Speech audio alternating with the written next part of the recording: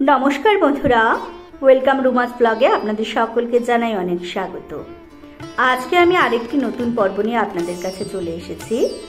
आजकेर पर्वे आमी आपनादेर सामने तुले धरबो 2024 साले जगन्नाथ देवेर स्नान यात्रा कबे पड़ेछे, जगन्नाथ देवेर स्नान यात्रार किछु अजाना तथ्य माहात्म्य, स्नान पूर्णिमार समयसूची कखन, सत्यनारायण पुजो ओ गंगा स्नानेर शुभ समय कखन, ताछाड़ा बाड़ीते स्नान यात्रा आपनारा किभाबे सहज नियमे पालन करबे तार सम्पूर्ण तथ्य निये आमी आमार भिडियोते चले एसेछि।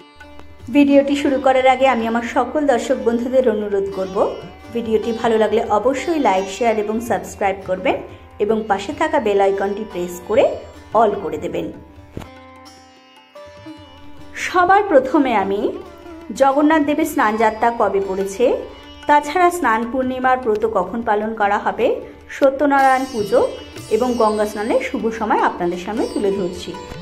जगन्नाथ देवेर स्नान यात्रा पालन करा हबे 22 जून 2024 बांगलाय 7 आषाढ़ 1431 शनिवार। स्नान पूर्णिमार तिथि शुरू हबे 21 जून 2024 शुक्रवार सकाल 6टा 49 मिनिट थेके एवं पूर्णिमा तिथि समाप्त हबे 22 जून 2024 शनिवार सकाल 6टा 30 मिनिट पर्यन्त। सत्यनारायण पुजोर शुभ समय हबे 21 जून 2024 शुक्रवार सन्ध्या 6टा 24 मिनिट थेके सन्ध्या 7टा 58 मिनिट पर्यन्त। जगन्नाथ देवेर स्नान पूर्णिमार व्रत पालन करा हबे 22 जून।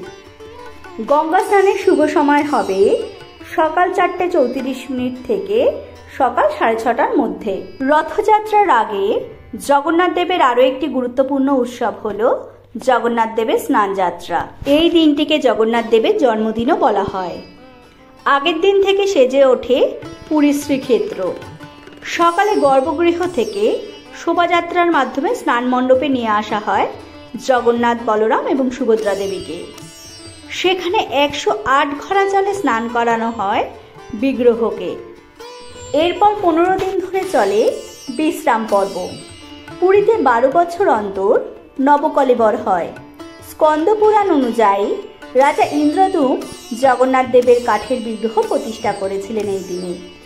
তারপর থেকে স্নান যাত্রা উৎসব শুরু হয়।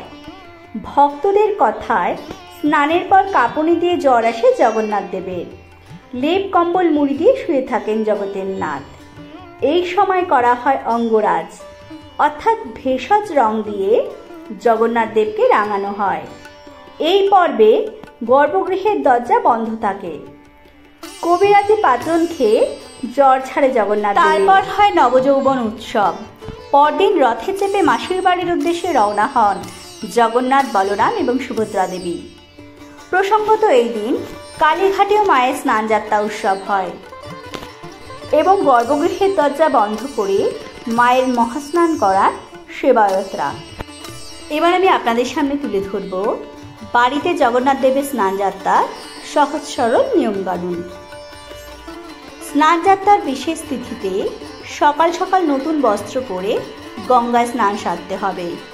এরপর মন্দিরে বা বাড়িতে থাকা জগন্নাথ দেব, বলরাম এবং সুভদ্রা দেবীর পুজো করতে হবে। তবে পুজোর আগে তাদের অবশ্যই স্নান করাতে হবে দুধ গঙ্গা দিয়ে এবং দুধের সঙ্গে আতর, চন্দন, কর্পূর মিশিয়ে নিষ্ঠা মনে স্নান করাতে হবে। স্নানের পরে 108টি তুলসী পাতা জগন্নাথ দেবের চরণে সমর্পণ করতে হবে। জগন্নাথ দেব, সুভদ্রা এবং বলরাম তিনজনের মূর্তির সামনে গোলাপ ফুল দিয়ে সাজান ও 5 রকমে ফল উপসর্গ করুন। এদিন অন্তত একজন ব্রাহ্মণকে ভোজন করানো শুভ বলে মনে করা হয়। আমি আমার ভিডিওটি এখানেই শেষ করছি। আমি আমার সকল দর্শক বন্ধুদের জানাই অনেক ধন্যবাদ।